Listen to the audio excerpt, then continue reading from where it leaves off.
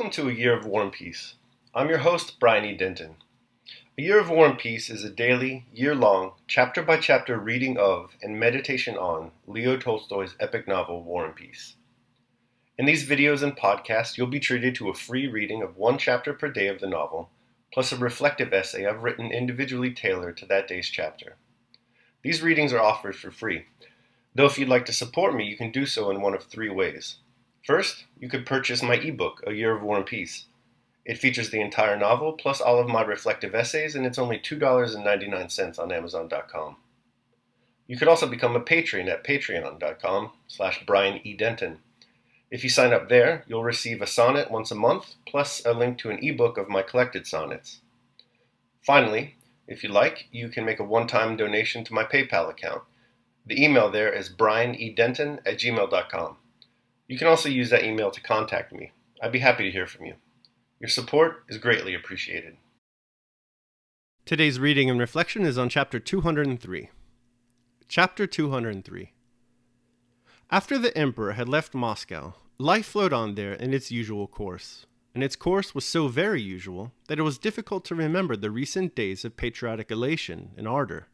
Hard to believe that Russia was really in danger, and that the members of the English Club were also sons of the fatherland ready to sacrifice everything for it. The only thing that recalled the patriotic fervor everyone had displayed during the Emperor's stay was the call for contributions of men and money, a necessity that as soon as the promises had been made assumed a legal, official form and became unavoidable. With the enemy's approach to Moscow, the Muscovites' view of their situation did not grow more serious, but on the contrary became even more frivolous, as always happens with people who see a great danger approaching. At the approach of danger, there are always two voices that speak with equal power in the human soul. One, very reasonably tells a man to consider the nature of the danger and the means of escaping it. The other, still more reasonably, says that it is too depressing and painful to think of the danger, since it is not in man's power to foresee everything and avert the general course of events, and it is therefore better to disregard what is painful till it comes, and to think about what is pleasant instead. In solitude, a man generally listens to the first voice, but in society to the second. So it was now with the inhabitants of Moscow. It was long since people had been as gay in Moscow as that year.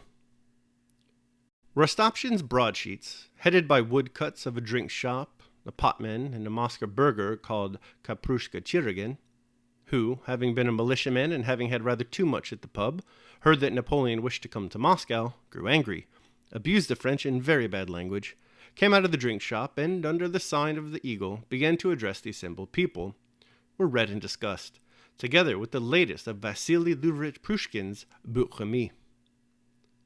In the corner room at the club, members gathered to read these broadsheets, and some liked the way Kaprushka jeered at the French, saying, "They will swell up with Russian cabbage, burst with our buckwheat porridge, and choke themselves with cabbage soup. They are all dwarves, and one peasant woman will toss 3 of them with a hay fork." Others did not like that tone and said it was stupid and vulgar. It was said that Rostopchin had expelled all Frenchmen, and even all foreigners, from Moscow, and that there had been some spies and agents of Napoleon among them. But this was told chiefly to introduce Rostopchin's witty remark on that occasion.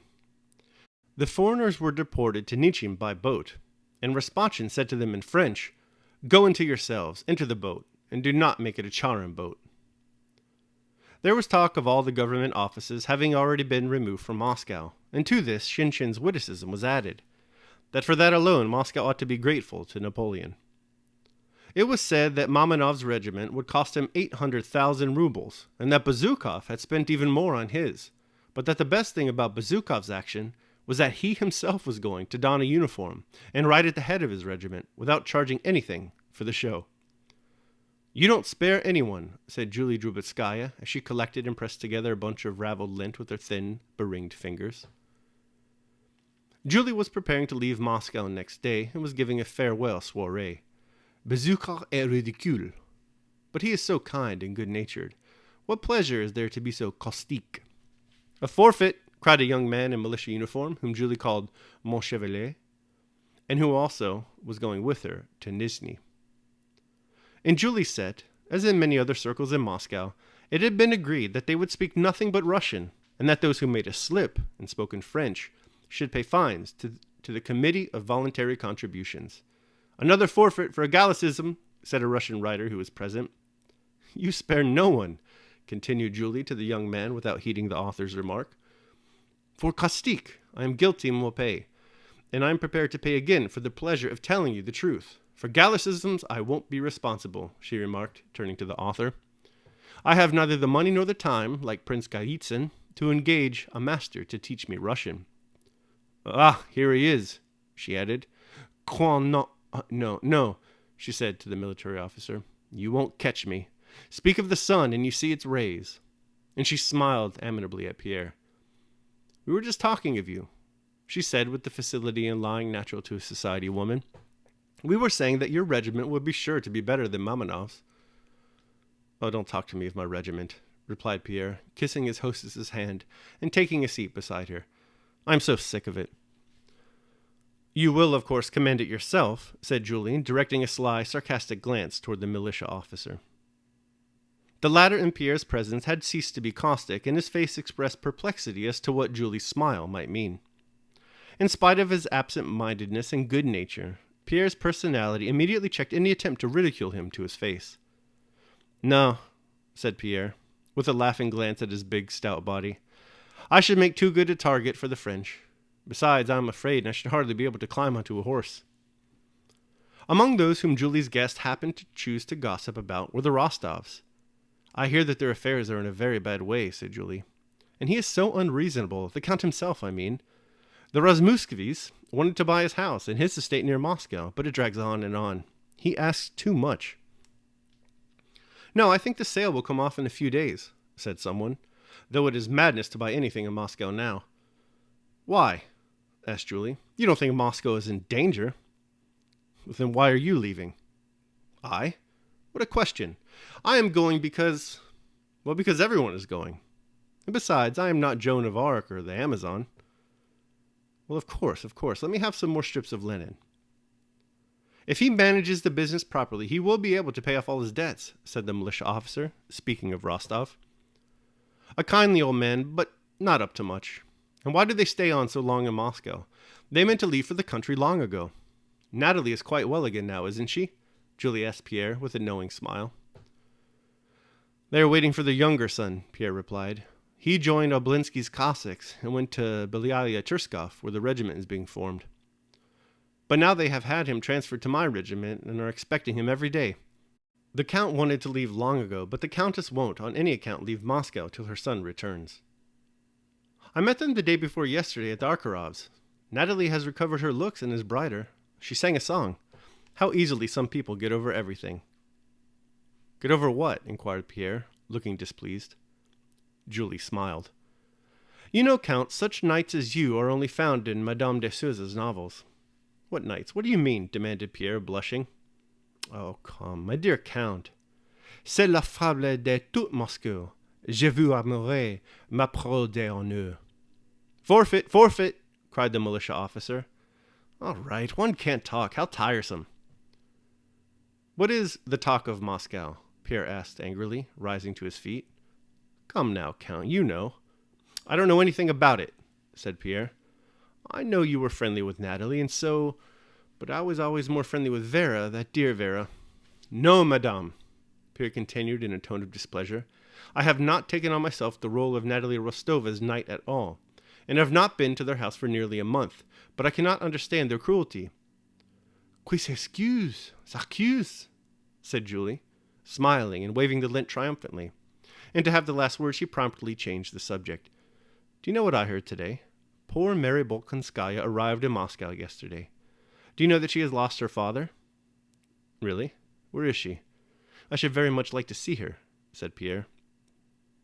I spent the evening with her yesterday. She is going to their estate near Moscow, either today or tomorrow morning, with her nephew. Well, and how is she? Asked Pierre. She is well, but sad. But do you know who rescued her? It's quite a romance. Nicholas Rostov. She was surrounded, and they wanted to kill her and had wounded some of her people. He rushed in and saved her. Another romance, said the militia officer. Really, this general flight has been arranged to get all the old maids married off. Katich is one, and Princess Bolkonskaya another.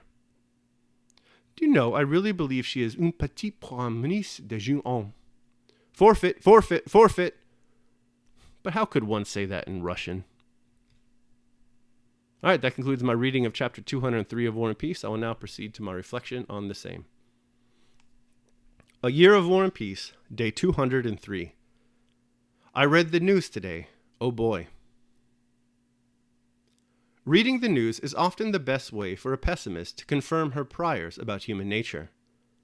Recent papers, for example, report of the soaring violence of the Mexican drug war, rising civilian casualties in Kabul, Islamic State's tactic of weaponizing the disabled by strapping bombs to them, and, as if all this wasn't enough to sour a reader's belief in the supposed excellency of the human animal, a Chinese firm using mini-skirted models posed alongside laser-guided missiles to advertise the awesome destructive power of drone technology. The news, in short, can be disturbing. It can also disturb. Swedish immigrant children are reported to have fallen permanently unconscious when confronted with the news that they face deportation. Trump's election in the United States has led to a spike in post-election therapy. There appears to be no limit to the destructive power of the news. But it needn't be so. We all have the option to respond to bad news like the Muscovites in today's chapter. Reports of Napoleon's approach has reached them, and yet they continue on as they normally would. Tolstoy writes, quote, "As the approach of danger, there are always two voices that speak with equal power in the human soul. One, very reasonably, tells a man to consider the nature of the danger and the means of escaping it. The other, still more reasonably, says that it is too depressing and painful to think of the danger, since it is not in man's power to foresee everything and avert the general course of events, and it is therefore better to disregard what is painful till it comes, and to think about what is pleasant. In solitude, a man generally listens to the first voice, but in society, to the second. So it was now with the inhabitants of Moscow. It was long since people had been as gay in Moscow as that year." End quote. This is a sensible response to troubling news. The Muscovites understand that there are some events that lie outside the realm of their control. These events they treat with measured indifference, and continue on with the things they do have control over. Important things like mocking Pierre and fining each other for speaking French. Keep this chapter in mind, then, during the next disturbing news story. Daily meditation. When anything shall be reported to you, which is of a nature to disturb, have this principle in readiness, that the news is about nothing which is within the power of your will. Epictetus, The Discourses. And that concludes my reading of and reflection on chapter 203 of War and Peace. I hope you enjoyed it. Thanks so much for listening. Remember that if you'd like to support me, you can do so either by purchasing the ebook, A Year of War and Peace, becoming a patron at patreon.com, or making a one-time donation at PayPal. The links to all that are down below in the show notes. Tomorrow we'll be reading and reflecting on chapter 204 of War and Peace. I hope you'll join me. Until then, take care of yourselves and others.